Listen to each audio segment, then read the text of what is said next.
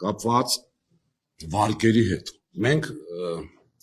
այսպես խոսակցական լեզվով ասեմ կոտորվեցինք հայտարարելով, երևի բոլորդ էլ արդեն տեղյակ եք, որ յուրաքանչյուր հեծ ՓԲ-ի կողմից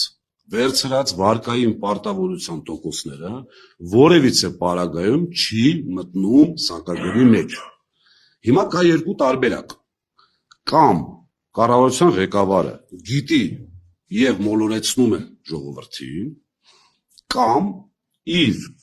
այսպես իրեն զեկուցող կոմպետենտ մարդիկ խաբել են իրեն։ Հիմա եթե շատ արագ այդ կոմպետենտ մարդիկ չազատվեցին աշխատանքից, նշանակում է իմ ասած առաջի վարկածն է։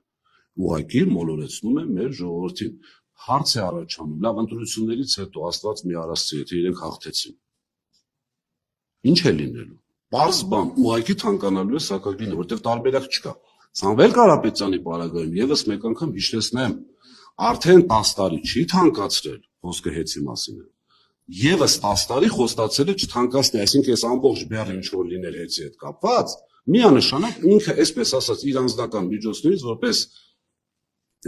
բիզնեսմեն իր եկամուտներ ունենալով սուբսիդավորելու էր անձամբ։